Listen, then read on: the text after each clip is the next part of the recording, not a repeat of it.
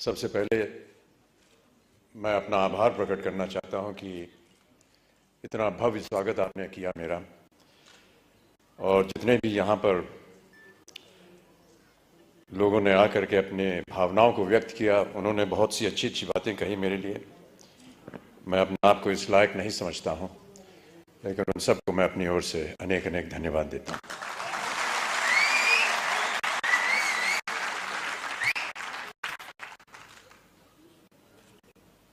यहाँ पर जब मैं आया तो कार्यक्रम के आरंभ में आपने फूलों से मेरा स्वागत किया, पुष्पों की माला पहनाई, और मैं ऐसा मानता हूं कि ये जो पुष्पों की माला आपने मेरे गले में डाली, उसे मैं एक वरमाला के तौर पर देखता हूं। और ये जो वरमाला आपने मुझे पहनाई है, इस नाते से मैं आपके परिवार का एक सदस्य हो गया हूं।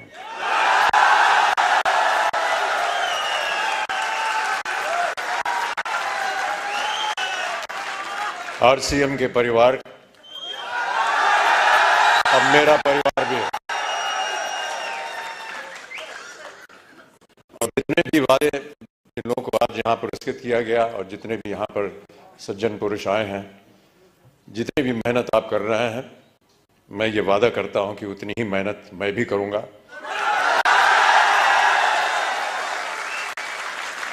ताकि जितने भी मापदंड लगाए गए हैं, वो चाहे 2500 के हों, 1000 के हों, 2000 के हों, उन सब में मेरा योगदान रहेगा। और जब जब आप लोग चाहेंगे कि मैं उपस्थित हूं आपके सामने, मैं अवश्य यहां पर हाजिर हूं।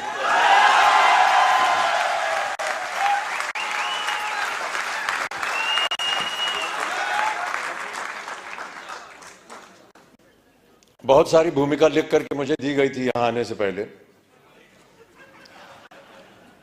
कि इन बातों को लेकर के आप बोलिएगा यहां की जनता को। वो कागज है मेरे पास, लेकिन मुझे लगता है कि वो कागज मनोज जी के लिए बनाया गया था, वहां से गायब करके मेरे पास आ गया। फिर भी मैं ऐसा मानता हूं कि उसकी आवश्यकता नहीं पड़ेगी। मुझसे कहा गया था कि जितने भी यहां पर लोग हैं, उन सबको प्रोत्साहित करने के लिए कुछ शब्द आप बोल दीजिए। मेरा ऐसा मानना है कि किन शब्दों में आपको प्रोत्साहित करूं? सर आप एक बार जय आरसीएम बोल दीजिए। जय आरसीएम।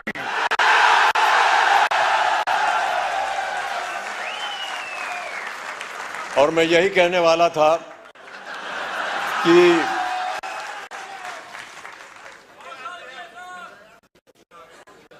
जो आपको प्रोत्साहित करने वाले हैं, वो आपके सामने यहां मौजूद हैं, त्रिलोकचंद जी। ये जीते जागते उदाहरण है इस कंपनी के, और जितने भी लोग इसके साथ संलग्न हैं। कितनी अच्छी अच्छी बातें बताई उन्होंने, संघर्ष की बात की, एक विजन की बात की। बहुत कम लोग ऐसे होते हैं विश्व में जो दूरदर्शी होते हैं, और मेरी नजर में जो लोग दूरदर्शी होते हैं, उनका सम्मान नहीं करना चाहिए, उन्हें ईश्वर जैसा मानना चाहिए। हम और आप तो शायद नहीं देख पाएंगे कि कल क्या होगा, लेकिन इनकी नजर में होता है, और वो देख पाते हैं कि आगे आने वाले दिन कैसे होने वाले हैं। तो इनको एक ईश्वर का दर्जा दिया जाता है। मैं ऐसा मानता हूं कि आप लोगों को एक ईश्वर की तरह त्रिलोकचंद जी आपके सामने मिले।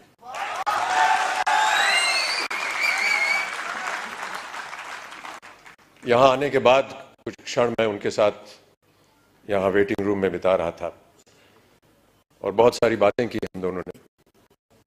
और उन्होंने बात बताई कि कुछ संकट हुए उनके जीवन में। संकट हम सबके जीवन में होता है, और बहुत अच्छी बात कही उन्होंने कहा कि जब तक हर एक के जीवन में कोई दुख दर्द संकट नहीं आता, तब तक हमें पता नहीं चलता कि जब अच्छाई होती तो उसका मूल्य क्या होता है।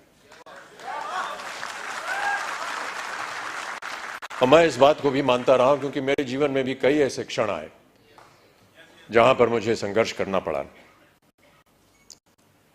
कई बार हताश होकर के मैं पूज्य बाबूजी से, जब वो जीवित थे, तो उनके सामने जाकर के कहता था कि बाबूजी जीवन में संघर्ष बड़ा है। तो उन्होंने बहुत अच्छी बात बताई। उन्होंने कहा कि बेटा जब तक जीवन है तब तक संघर्ष है।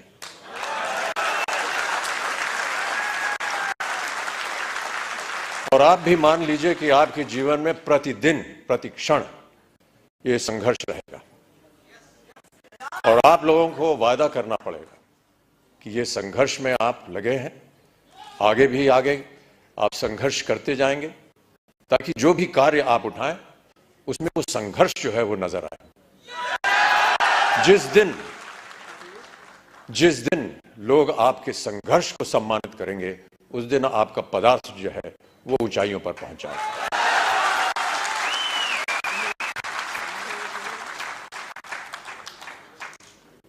माता पिता का सम्मान करना हमारी संस्कृति रही है भारत में और हम सब हमेशा उनकी बातों को याद रखते हैं। कई बार बाबूजी से पूछता था कि मेहनत करने के लिए क्या करना चाहिए। उन्होंने कहा कि काम करना चाहिए और समय से काम करना चाहिए। एक संस्कृत का श्लोक उन्होंने मुझे बताया कि सूर्योदय चास्तमय चशाइनम जहाति लक्ष्मी रवि चक्रवर्तीनम।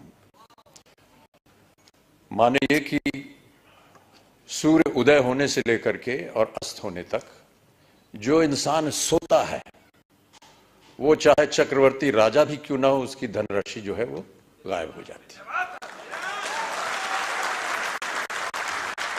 तो सूर्य उदय होने से पहले आपको उठना पड़ेगा और न्यूट्री चार्ज को आगे बढ़ाना पड़ेगा।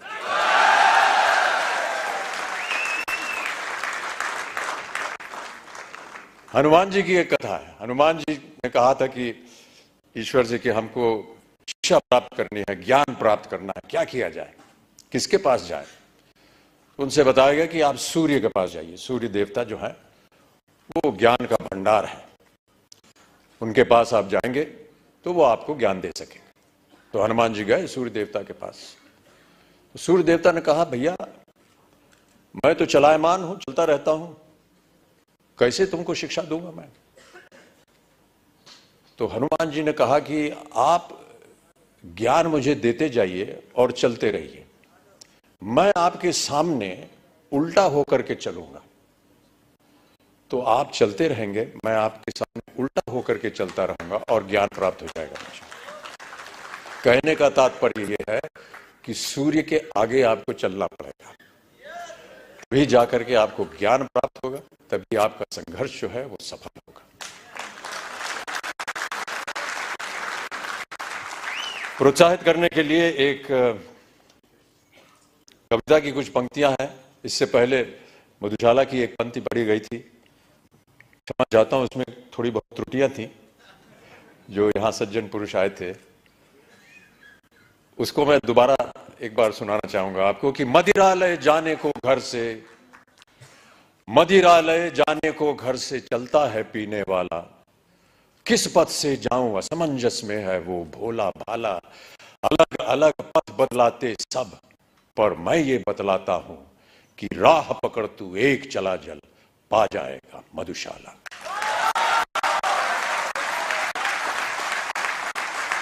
एक और बहुत सुंदर कविता है, उसके कुछ क्षण पढ़ देता हूं आपके लिए। यह है लहरों से डरकर नौका पार नहीं होती और कोशिश करने वालों की कभी हार नहीं होती।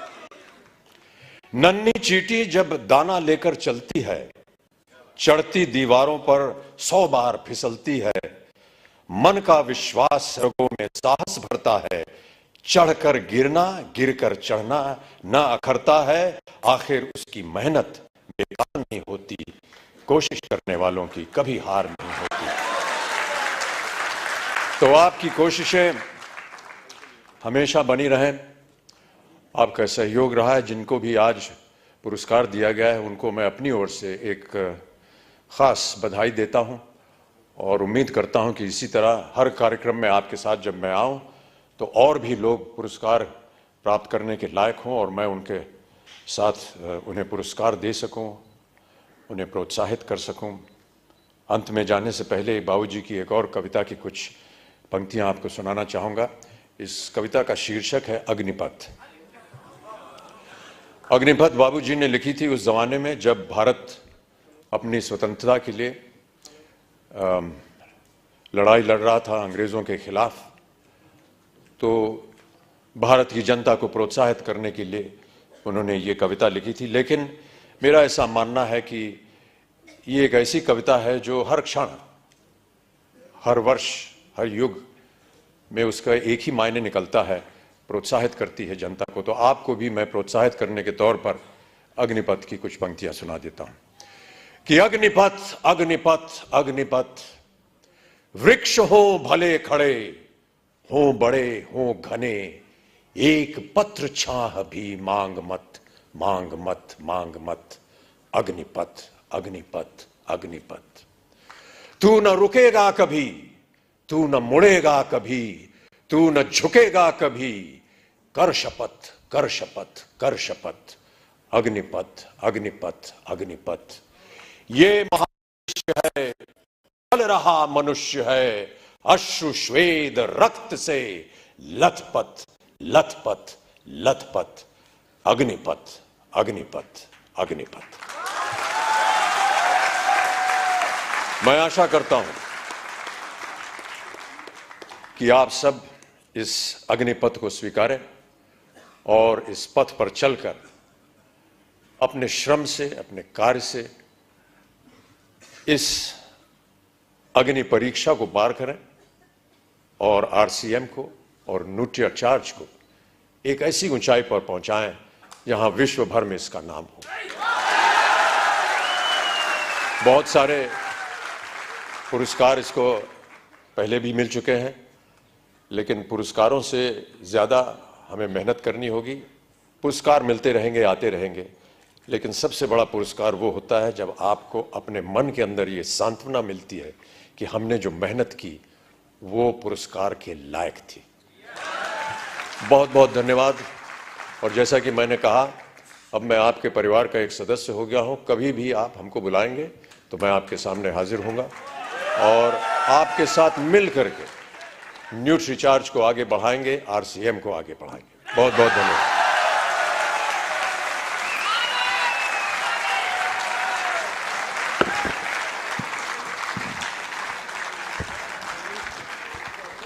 Thank you so much, sir, for those kind words and for gracing this occasion.